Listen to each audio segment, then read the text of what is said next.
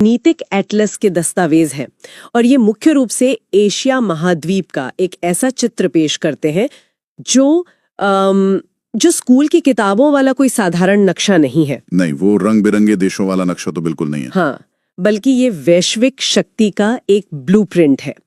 इस गहन विश्लेषण का हमारा मुख्य उद्देश्य ये समझना है कि कैसे एशिया, जो दशकों तक जो केवल वैश्विक नीतियों का पालन करने वाला यानी एक फॉलोअर हुआ करता था, एक फॉलोअर था, वो आज दुनिया के नियम तय करने वाला एक रूल मेकर बन चुका है। और देखिए, इस बड़े बदलाव को समझने के लिए भविष्य की रणनीतियों को समझने से पहले हमें इतिहास और भूगोल की उस नींव को खंगालना बहुत जरूरी है जिसने इस पूरे महाद्वीप को गढ़ा है। एशिया का ये उभार कोई रातों रात हुआ चमत्कार नहीं है।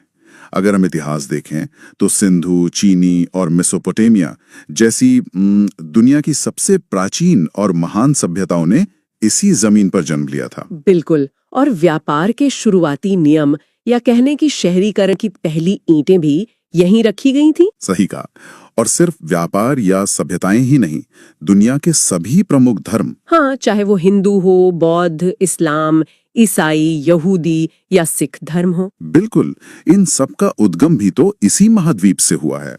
मतलब सदियों से एशिया ने ही पूरी दुनिया की सांस्कृतिक और आध्यात्मिक दिशा को तय किया है। और अगर हम आज के आधुनिक परिप्रेक्ष्य में इसके जनसांख्यिकीय और भौगोलिक विरोधाभासों को देखें तो सच कहूं तो आंकड़े बहुत चौंकाने वाले हैं। अरे, आंकड़े तो हैरान कर देने वाले हैं।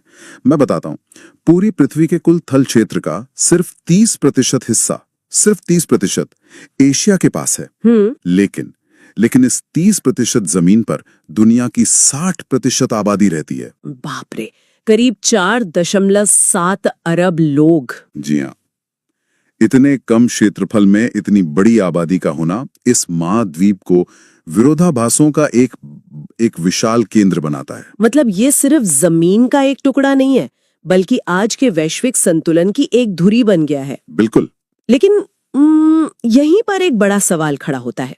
मतलब इतनी विशाल आबादी, क्या वो ताकत होने के बजाय एक बहुत बड़ा बोझ भी तो हो सकती है ना? हाँ, ये सवाल अक्सर उठता है। क्योंकि इतने अरबों लोगों को खिलाना, उनके लिए रहने की जगह और संसाधन जुटाना किसी भी अर्थव्यवस्था की कमर तोड़ सकता है।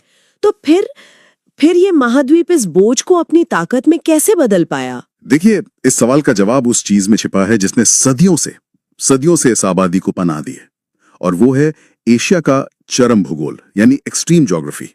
Extreme geography. हाँ, किसी भी सभ्यता का विकास और उसका जीवित रहना सीधे तौर पर वहां के भूगोल से जुड़ा होता है। और जब चरम या एक्सट्रीम की बात आती है तो एशिया का कोई मुकाबला नहीं है। सही बात है। यही भूगोल ऐतिहासिक रूप से इसका सबसे बड़ा प्राकृतिक सुरक्षा कवच भी रहा है। चरम सीमाओं की जब बात होती है ना, तो आंकड़े सचमुच हैरान करते हैं। मतलब एक तरफ नेपाल और चीन की सीमा पर स्थित माउंट एवरेस्ट है, दुनिया की छत। हाँ, जो समुद्र तल से 8,848 मीटर ऊपर है, पूरी दुनिया का सर्वोच्च बिंदु। और वहीं दूसरी तरफ मृत सागर का तट है, जो समुद्र तल से करीब 393 से 400 मीटर नीचे बसा हुआ है। और गहराई की बात करें तो हाँ, रूस में मौजूद बैकाल झील है, जो 1620 मीटर गहरी है।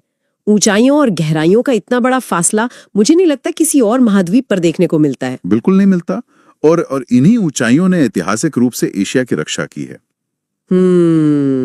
भूगोल में एक माउंटेन नॉट्स या पर्वत ग्रंथियों का सिद्धांत होता है जो इस सुरक्षा तंत्र को एकदम स्पष्ट करता है। इसमें सबसे प्रमुख है पामीर नॉट, जिसे अक्सर दुनिया की छत कहा जाता है, राइट? एकदम सही। ये एक बेहद जटिल और दुर्गम भौतिक बनावट है। यहाँ कई टेक्टोनिक प्लेटों के टकराव ने एक ऐसा जाल बुना है जो हिमालय, काराकोरम, कुनलुन, हिंदुकुश और सुलेमान जैसी इन विशाल पर्वतमालाओं को एक साथ जोड़ता है। अरे वाह! और सिर्फ यही नहीं, पश्चिम एशिया में भी एक और ऐसी ही ग्रंथि है, अर्मेनियाई नॉट, जो एल्बुर्ज और जैग्रोस पर्वतों को जोड़कर उस क्षेत्र का प्राथमिक सुरक्षा कवच बनाती है। मतलब इसे एक एनालॉजी से समझें तो पामीर नॉट किसी प्राचीन विशाल किले के केंद्रीय वॉच टावर की तरह काम करता है। बहुत बढ़िया उदाहरण है। हाँ, मतलब वहां से किले की मजबूत दीवारें यानी ये तमाम पर्वत श्रृंखलाएं अलग अलग दिशाओं में एशिया की संस्कृतियों की रक्षा करने के लिए निकलती हैं। बिल्कुल। और सदियों तक इन्हीं विशाल प्राकृतिक दीवारों ने हमलावर सेनाओं को रोका है और इन बस्तियों को सुरक्षित रखा है। लेकिन ये दीवारें केवल सुरक्षा नहीं देती ना, ये जीवन भी देती हैं। जी बिल्कुल देती हैं। इन्हीं ऊंचे पहाड़ों की बर्फ से वे नदियां निकलती हैं जो इतनी बड़ी आबादी के जीवित रहने और अर्थव्यवस्था के चलने का मुख्य कारण है। सही कहा, ये नदियां आधुनिक समय में स्थानीय अर्थव्यवस्थाओं को चलाने वाला मुख्य इंजन है। अगर हम आर्थिक उपयोगिता के आधार पर देखें तो एशिया की जल निकासी प्रणालियों को 3 मुख्य महासागरीय प्रणालियों में बांटा जाता है। 3 प्रणालियां। हाँ, प्रशांत, हिंद और आर्कटिक महासागरीय प्रणाली। तो प्रशांत महासागरीय प्रणाली में तो यांगसी और ह्वांग हो जैसी नदियां आती हैं, राइट? बिल्कुल। यांगजी एशिया की सबसे लंबी नदी है, करीब 6300 किलोमीटर लंबी। हाँ, और ये बात अक्सर लोगों को चौंकाती है कि प्रशांत प्रणाली को चीन और पूर्वी एशिया की औद्योगिक और आर्थिक रीढ़ माना जाता है। और वहीं दूसरी तरफ हिंद महासागरीय प्रणाली में गंगा, सिंधु, ब्रह्मपुत्र और मेकांग नदियां हैं, जो दक्षिण और दक्षिण पूर्व एशिया की खाद्य सुरक्षा और कृषि का आधार हैं। और तीसरी है आर्कटिक महासागरीय प्रणाली। इसमें ओब, येनिसे और लीना नदियां शामिल हैं। अब दिक्कत यह है कि साइबेरिया से होकर बहने वाली ये नदियां साल के ज्यादातर समय पूरी तरह जमी रहती हैं। तो बर्फ की मोटी चादर के कारण इनका कोई मतलब कोई बड़ा आर्थिक उपयोग नहीं हो पाता होगा। बिल्कुल नहीं, इनकी आर्थिक उपयोगिता बहुत सीमित है। यहाँ मेरे दिमाग में एक चुनौती या एक प्रश्न आ रहा है। जी बताइए। हम अक्सर नदियों को सिर्फ खेती बाड़ी से जोड़कर देखते हैं। गंगा और मेकांग के उपजाऊ मैदानों का कृषि का आधार होना तो समझ आता है, लेकिन यांगसी जैसी प्रशांत प्रणाली की नदियां अचानक से एक औद्योगिक रीढ़ कैसे बन गई? क्या यही कारण है कि आज की स्थानीय अर्थव्यवस्थाएं पूरी तरह इन पर निर्भर हैं? बहुत ही दिलचस्प सवाल है, और इसका पूरा श्रेय नदी की उसकी भौतिक बनावट और उसकी नेविगेबिलिटी यानी नौवहन क्षमता को जाता है। नेविगेबिलिटी? हाँ, देखिए, यांगसी नदी इतनी गहरी और चौड़ी है कि आप समझिए विशालकाय समुद्री मालवाहक जहाज सीधे प्रशांत महासागर से घुसकर चीन के हजारों किलोमीटर भीतरी इलाकों तक चले जाते हैं। क्या बात कर रहे हैं? हजारों किलोमीटर अंदर तक? जी हाँ, और इसका नीतिगत और आर्थिक प्रभाव बहुत गहरा है। मतलब ये कि भारी भरकम कारखाने लगाने के लिए तटीय शहरों की उन महंगी जमीनों पर निर्भर रहने की जरूरत ही नहीं। बिल्कुल नहीं। देश के अंदरूनी हिस्सों में जहाँ जमीन भी सस्ती है और मजदूर भी, वहाँ उत्पादन किया जा सकता है और माल सीधे सीधे नदी के रास्ते वैश्विक बाजार में भेजा जा सकता है। एकदम सही पकड़ा आपने, ठीक यही हुआ है। इस एक भौगोलिक विशेषता ने पूरी स्थानीय अर्थव्यवस्था का स्वरूप ही बदल कर रख दिया। वहीं गंगा और ब्रह्मपुत्र बेसिन की बात करें तो वहां की जमीन इतनी ज्यादा उपजाऊ है कि उसका सबसे बेहतरीन उपयोग अरबों लोगों की आबादी के लिए अनाज उगाना ही था। तो एक तरह से भूगोल ने ही ये तय कर दिया कि कौन सा क्षेत्र विनिर्माण का पावर हाउस बनेगा और कौन सा क्षेत्र खाद्य सुरक्षा की जिम्मेदारी उठाएगा। बिल्कुल। और देखिए, नदियों और पहाड़ों के इस जटिल ताने बाने ने जहां एक और अर्थव्यवस्थाओं को जन्म दिया, वहीं अंततः इस पूरे महाद्वीप को 48 से 50 अलग अलग राष्ट्रों में बांट भी दिया। और ये विभाजन नीति सलाहकारों के लिए यानी पॉलिसी एडवाइजर्स के लिए एक बहुत ही अनोखी चुनौती पेश करता है। बहुत बड़ी चुनौती। इस क्षेत्रीय मैट्रिक्स को समझना बहुत जरूरी है। पूरे महाद्वीप को मुख्यतः 4 अलग अलग प्रवृत्तियों वाले क्षेत्रों में बांटा जा सकता है। पहला है उत्तरी एशिया, जिसमें मुख्य रूप से रूस और साइबेरिया आते हैं। ये एक सुरक्षा छाते के रूप में काम करता है। ठीक है। दूसरा है पूर्वी एशिया, चीन, जापान, कोरिया। ये विनिर्माण और तकनीकी पावर हाउस हैं। और तीसरा पश्चिमी एशिया होगा, है ना? हाँ, पश्चिमी एशिया, जिसमें सऊदी अरब और ईरान सहित 18 राष्ट्र हैं। ये तो पूरी दुनिया की वैश्विक ऊर्जा का कह सकते हैं कि हृदय स्थल है। बिल्कुल। और अंत में हमारा दक्षिण एशिया, जी, जिसमें 8 राष्ट्र हैं जो सार्क के कार्यक्षेत्र में आते हैं, और इसमें तो मालदीव जैसा दुनिया का सबसे छोटा देश भी शामिल है। अब आप देखिए, इन क्षेत्रों के बीच का जो प्रशासनिक और नीतिगत विरोधाभास है ना, वो बहुत गहरा है। वो कैसे? उदाहरण के लिए मध्य एशिया और दक्षिण पूर्वी एशिया की तुलना करना बहुत ज्ञानवर्धक रहेगा। मध्य एशिया में कजाकिस्तान सहित 5 देश हैं जो पूरी तरह से लैंडवॉक्ड हैं, यानी चारों तरफ जमीन से घिरे हुए हैं। कजाकिस्तान तो दुनिया का सबसे बड़ा भू आबद्ध देश है, इसकी कोई समुद्री सीमा है ही नहीं। अरे! और दूसरी तरफ दक्षिण पूर्वी एशिया है, जहां इंडोनेशिया है। हाँ, मतलब इंडोनेशिया कोई एक भूखंड तो है नहीं, बिल्कुल वो तो 17,000 द्वीपों वाला एक विशाल द्वीप समूह है। बिल्कुल 17,000 द्वीप। तो अगर हम कल्पना करें कि आप एक पॉलिसी एडवाइजर हैं, एक तरफ आपको मध्य एशिया के देशों के लिए नीतियां बनानी है जी जिनकी अपनी कोई समुद्री सीमा नहीं है, जी और दूसरी तरफ इंडोनेशिया है जिसका भौगोलिक विखंडन मतलब 17,000 द्वीप उसके आंतरिक शासन को बेहद जटिल बनाता है। बिल्कुल बनाता है। मतलब दोनों के लिए रणनीतियां तो 180 डिग्री अलग होंगी ना? एकदम अलग होंगी। मध्य एशिया को बंदरगाहों तक पहुंचने के लिए अपने पड़ोसी देशों पर निर्भर रहना पड़ता है, जिसके लिए अत्यंत जटिल पारगमन संधियों की जरूरत होती है। और इंडोनेशिया में एक द्वीप से दूसरे द्वीप तक बुनियादी ढांचा पहुंचाना ही अपने आप में सबसे बड़ी चुनौती बन जाता है। सही बात है, लेकिन शासन की इन आंतरिक चुनौतियों से बाहर निकलकर जब हम इस बात पर ध्यान देते हैं कि एशिया वैश्विक व्यापार से कैसे जुड़ता है, तो इसकी ताकत कुछ बेहद संकरे रास्तों और कूटनीतिक, जिन्हें हम ट्रांस कॉन्टिनेंटल पुल कह सकते हैं, उन पर निर्भर करती है। बिल्कुल। और यहीं से एशिया का भविष्य का रणनीतिक दृष्टिकोण स्पष्ट होता है। ये जो अंतर महाद्वीपीय या ट्रांस कॉन्टिनेंटल भू राजनीति है ना, इसके दो बड़े पुल हैं। अच्छा, कौन से?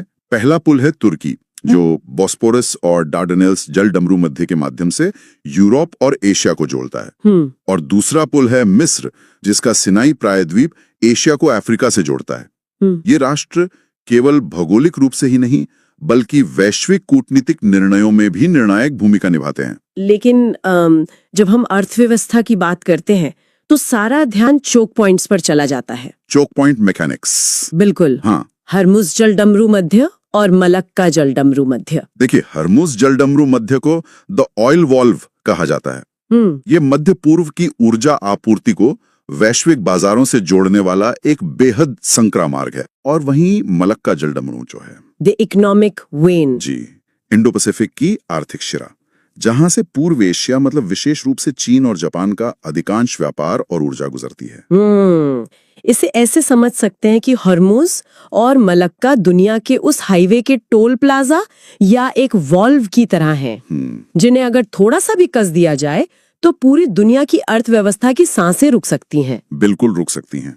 और इसी खतरे को देखते हुए एशिया अब ऊर्जा स्वतंत्रता के नए मोर्चों की तलाश कर रहा है। अच्छा, वो कैसे? इसमें सबसे प्रमुख है हिमालयी नदियों की अपार जल विद्युत क्षमता, यानी हाइड्रो पावर पोटेंशियल। अरे हाँ, जो भविष्य में एशिया को ऊर्जा स्वतंत्रता के अगले मोर्चे पर खड़ा कर रही है। अब तक हमने ऊंचे पहाड़ों, नदियों और संकरे चोक पॉइंट्स पर चर्चा की है, लेकिन एक सो व्हाट विश्लेषण भी तो होना चाहिए ना? सो व्हाट विश्लेषण मतलब? एशिया को 21वीं सदी का वास्तविक नेता बनाते हैं, लेकिन एक आम इंसान के लिए इसका वास्तविक अर्थ क्या है? दुनिया पर एशियाई नियंत्रण का जमीनी असर क्या होता है? बहुत ही वाजिब सवाल है। इसका सीधा असर रोजमर्रा की अर्थव्यवस्था पर है। एशिया के पास ऊर्जा और खनिजों का बहुत बड़ा भंडार है। अरब का लाइट स्वीट क्रूड ले लीजिए, जो रिफाइन करने में बहुत आसान होता है। हाँ, या फिर रूस की प्राकृतिक गैस, टंगस्टन और हीरे। बिल्कुल। भारत का बेराइट, क्रोमियम और मैग्नीज, और चीन का एल्यूमिनियम। और एक आंकड़ा जो हमने स्रोत में देखा था, वो तो मतलब वैश्विक अर्थव्यवस्था पर सीधा प्रभाव डालता है। 60% वाला? हाँ, एशिया विश्व के 60% कोयला और लौह अयस्क उत्पादन को नियंत्रित करता है। 60%। और यही सबसे बड़ा सो व्हाट है। मतलब इसका वास्तविक अर्थ यह है कि एशिया के पास पश्चिम के मुद्रास्फीति दबाव या इन्फ्लेशनरी प्रेशर को नियंत्रित करने की क्षमता है। मतलब अगर एशिया से कच्चा माल महंगा हुआ तो पश्चिम में महंगाई अपने आप बढ़ जाएगी। ये वैश्विक औद्योगिक गति को सीधे निर्देशित करता है। बिल्कुल। और केवल खनिज ही नहीं, एशिया के पास एक बहुत बड़ी सांस्कृतिक पूंजी और जनसांख्यिकीय लाभांश भी तो है। बिल्कुल है, विरासत अर्थव्यवस्था। हाँ, जैसे भारत का ताजमहल, चीन की महान दीवार और जॉर्डन का पेट्रा, ये आज अरबों डॉलर का पर्यटन उत्पन्न करते हैं। हालांकि इसमें कुछ अपवाद भी हैं। जैसे मंगोलिया। हाँ, मंगोलिया, जहाँ 75% कृषि भूमि केवल पशुपालन के लिए इस्तेमाल होती है। लेकिन इसके साथ ही अगर हम देखें तो चीन और भारत का विशाल कार्यबल यानी वर्कफोर्स दुनिया का सबसे बड़ा बाजार बनाता है। सही बात है। और इन सब बातों से एक चीज बिल्कुल साफ हो जाती है। क्या? कि एशिया की सदी कहना कोई मुहावरा नहीं है, बल्कि यह एक वास्तविकता है। बिल्कुल। असीमित मानवीय क्षमता, सामरिक जलमार्गों पर नियंत्रण और विशाल संसाधन भंडार, ये सब एशिया को आने वाले दशकों में वैश्विक स्थिरता और समृद्धि की एकमात्र आधारशिला बनाते हैं। ये अब वास्तव में अनुयायी से निर्माता बन चुका है, फॉलोअर से रूल मेकर। एकदम सही। आज हमने देखा कि एशिया की असली ताकत उसके भूगोल में बसती है, विशाल पर्वतों, नदियों और चोक पॉइंट्स में। बिल्कुल। लेकिन अब इस चर्चा के अंत में ये एक ऐसा विचार है जो गहराई से सोचने पर मजबूर करता है। बताइए। जब ये महाद्वीप वैश्विक नीतियां तय करने जा रहा है, तो सोचने वाली बात ये है कि 50 अलग-अलग राष्ट्रों की अपनी आंतरिक जटिलताओं और विरोधाभासों के बावजूद क्या एशिया कभी एक एकजुट शक्ति के रूप में दुनिया पर राज कर पाएगा? बहुत गहरा सवाल है। या फिर इसका अपना ही ये भौगोलिक विखंडन जो इसकी ताकत रहा है, वही इसकी सबसे बड़ी चुनौती बना रहेगा? इस पर विचार करना बहुत जरूरी है। बिल्कुल, ये सोचने वाली बात है। तो चलिए आज की इस गहराई से भरी चर्चा को यहीं विराम देते हैं। इस गहन विश्लेषण में हमारे साथ जुड़ने के लिए बहुत बहुत धन्यवाद।